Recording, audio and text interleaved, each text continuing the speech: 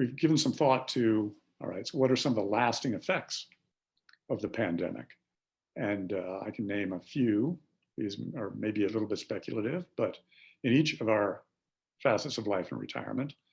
In work, well, first of all, I really hope younger people who have been furloughed or lost their full-time jobs get them back as soon as possible.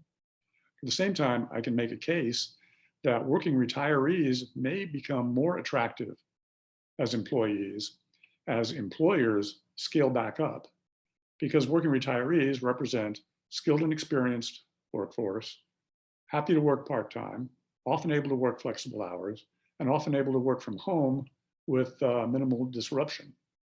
And so there may be more opportunities for working in retirement coming out of the pandemic. Leisure, the big question is, well, I think there's got to be a lot of pent-up demand. When and how soon can it be released? But then how will leisure providers, especially in the travel, tour industry and so on, how will they kind of ensure people's safety, medical safety, and cruise ships and so on?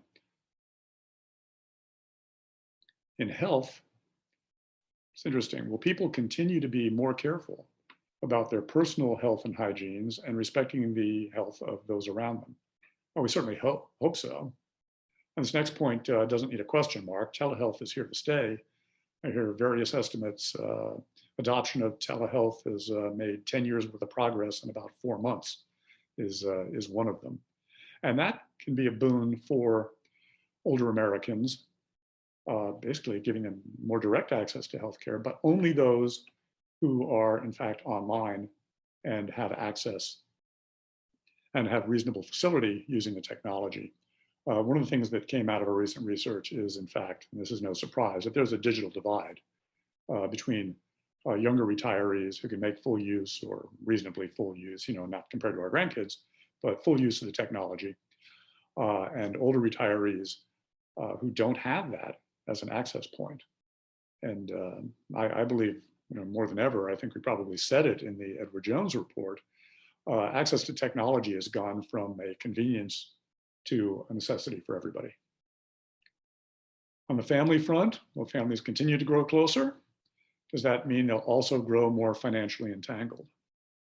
On the home front, well, the senior living industry is under enormous pressure now. And in fact, senior living facilities of various kinds, not just nursing homes, but assisted living and continuing care, retirement communities, and so on. They're going to be judged by how well they came through the pandemic, and that may make them, as individual facilities, more or less attractive. But another question that occurs to me is, will aging in place be more or less attractive? The stated preference of about 2/3 of Americans is to age in my own home, even when it comes to needing long-term care.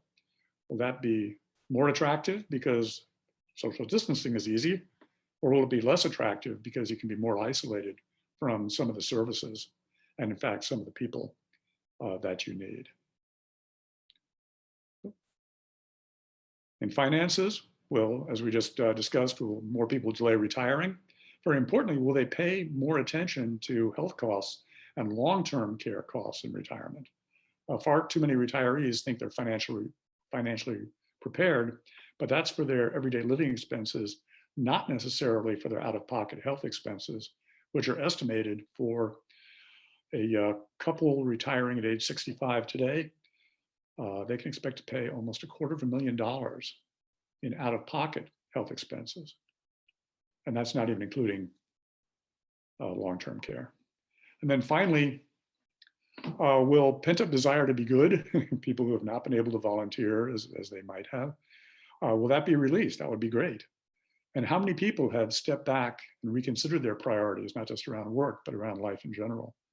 And what will those effects be? So all points for, I hope, useful discussion.